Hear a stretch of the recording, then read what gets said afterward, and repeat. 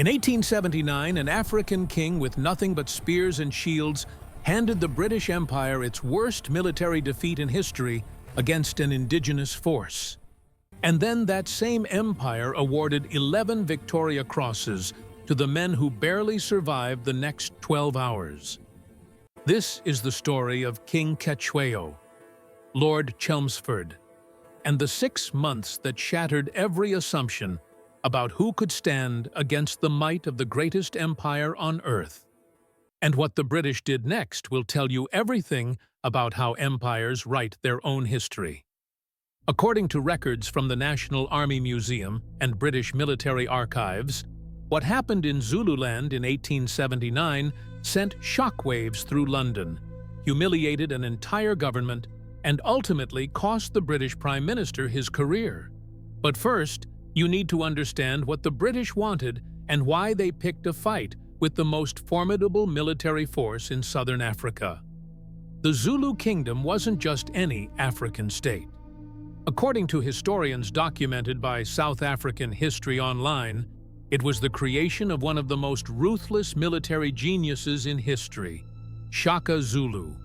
Between 1816 and 1828, Shaka transformed a small chiefdom of fewer than 1,500 people into an empire covering 80,000 square miles. According to Britannica's historical records, Shaka invented the Horns of the Bull formation, a tactical system so devastating that it would still be winning battles 50 years after his death. Here's how it worked. The main body of the army, called the chest, pinned the enemy in place. 2 flanking forces, the horns, swept around to encircle them, and a reserve called the loins waited to reinforce wherever the enemy threatened to break out. Shaka also replaced throwing spears with the ikwa, a short-stabbing assegai designed for close-quarters combat. As the Zulu king later told writer H. Rider Haggard, anyone who showed hesitation in battle was executed immediately afterward. By 1879, Shaka's nephew Cetshwayo ruled a kingdom of 40 to 60,000 warriors trained in these methods, and the British wanted it. According to Britannica's coverage of the conflict, Britain had 3 objectives in Zululand. First, they wanted Zulu labor for the diamond fields. Second, they wanted to create a federation of South African colonies, which required absorbing independent African states. Third, they were supporting Boer land claims on Zulu territory. There was just one problem. Cetshwayo wasn't interested in becoming part of anyone's empire. So, in December 1878, Sir Bartle Frere, the British High Commissioner for South Africa, issued an ultimatum designed to be impossible to accept. According to the official British demands documented in colonial records, the Zulus had 30 days to dismantle their entire military system, surrender specific individuals for British trial, and pay substantial fines. Here's the part that shows how calculated this was. According to research published by the Anglo-Zulu War Historical Society, Frere deliberately delayed informing London about the ultimatum until it was too late for the British government to countermand it. The British government hadn't authorized this war. Frere engineered it himself. When Cetshwayo didn't respond by the deadline, because what king would surrender his army to a foreign power? Lord Chelmsford invaded with over 16,000 troops on January 11, 1879. Chelmsford was supremely confident. He had modern artillery. He had the Martini Henry rifle, a devastating weapon whose soft lead bullets flattened on impact, causing massive tissue damage. As one British source put it, the Zulus had nothing but spears, clubs, and shields. What followed would prove him catastrophically wrong. According to the National Army Museum's account, on January 22, 1879, Chelmsford made a fatal mistake.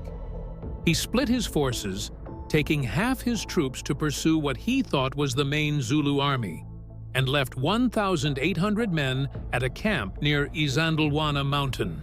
He didn't order them to fortify their position. The camp was meant to be temporary. That morning, British scouts chasing a group of Zulus stumbled into the Ngwebeni Valley.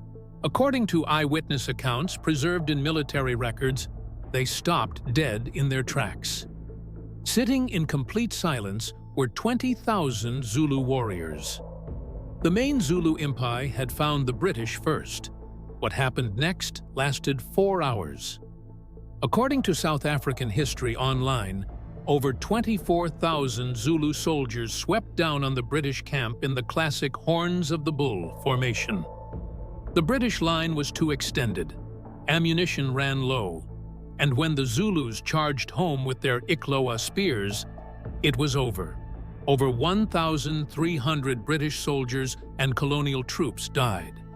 According to multiple historical accounts, it was the worst defeat the British Army had ever suffered against an indigenous force equipped with vastly inferior technology. Military historians from the National Army Museum note that King Cetshwayo's reaction was telling. When he heard the casualty reports, he reportedly said, "An assegai has been thrust into the belly of the nation." The Zulu victory had come at a terrible cost. Thousands of warriors killed by Martini Henry fire. But they had done what no one thought possible. And then, hours later, they tried to do it again. According to the official British military records from the Anglo-Zulu War, approximately 4,000 Zulu warriors under Cetshwayo's brother, Prince Dabula Manzi, marched 10 kilometers to a Swedish mission station called Rorkes Drift. What they found were roughly 150 British and colonial soldiers defending a supply depot and field hospital. What followed became one of the most legendary defensive actions in military history. According to the National Army Museum, for more than 12 hours through the night of January 22nd and into January 23rd, those 150 men held off wave after wave of Zulu attacks. The hospital building caught fire. Soldiers fought room to room with bayonets. Wounded men were dragged from burning buildings while warriors crashed through windows. By morning, over 500 Zulu warriors lay dead outside the walls. The British had lost around 17 men. The Victoria Cross is the highest military honor in the British Empire. According to military records compiled by the Victoria Cross Registry, 11 were awarded for Rorke's Drift, the most ever given for a single action by one regiment. But here's what the British government understood immediately. They needed Rorke's Drift to erase Isandlwana. According to the National Army Museum's analysis, the government seized upon Rorke's Drift to divert attention from the disaster. Within weeks, artistic paintings depicting the heroic defense were being displayed in London galleries. The film Zulu from 1964 immortalized Rorke's Drift. But it wasn't until 1979 that Zulu Dawn finally told the story of Isandlwana. Some British commanders were less impressed. General Sir Garnet Wolseley, who took over the campaign from Chelmsford, wrote dismissively that the defenders shut up in buildings, fought like rats for their lives, which they could not otherwise save. The war wasn't over. But after Isandlwana, Lord Chelmsford knew he'd been exposed. According to Britannica's account, the news reached London on February 11, 1879, and became one of the major shocks to British prestige in the 19th century. The British government sent massive reinforcements. They were not going to let an African kingdom humiliate them twice. Over the following months, battles continued across Zululand. At Intombe, on March 12th, British commander David Moriarty was killed, and the Zulus won another victory. At Hlobane, on March 28th, the British suffered another defeat. But the weight of imperial resources was overwhelming. At the Battle of Kambula, on March 29th, the British won a decisive victory. At Gingindlovu, on April 2nd, over 1,000 Zulu warriors were killed. And on July 4th, 1879, exactly 6 months after the war began, Lord Chelmsford's reinforced army reached Cetshwayo's capital at Ulundi. According to military records, the Battle of Ulundi lasted just 45 minutes. The British formed a massive hollow square bristling with rifles and artillery. The Zulu charges were cut down before they could reach the British lines. Ulundi was burned to the ground. The Zulu army scattered, and King Cetshwayo became a fugitive in his own kingdom. On August 28, 1879, according to British colonial records, Cetshwayo was captured and sent into exile in Cape Town.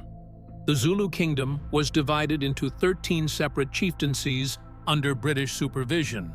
An independent nation that had existed for over 60 years was erased from the map. But there's a final chapter that reveals the complexity of this story. According to South African History Online, Cetshwayo was eventually allowed to travel to London in 1882. Something remarkable happened. The British public, who had been told for years that he was a savage tyrant, met a dignified, thoughtful man who made a compelling case for his people. Lady Florence Dixie, a correspondent for the London Morning Post, became his advocate. Public sympathy grew. The British government actually tried to restore him to power in 1883, but it was too late. Civil war had already engulfed Zululand. Cetshwayo was attacked at Ulundi by rival factions. Wounded, he fled and died in February 1884, possibly poisoned, according to some accounts. The man who had handed the British Empire its most humiliating defeat died in exile. His kingdom dismembered, his legacy contested. Shaka Zulu's last words, according to traditional accounts, were a prophecy to his assassins. You will come to an end through killing one another. Within decades of Cetshwayo's death, that prophecy seemed fulfilled. Zululand was absorbed into British Natal.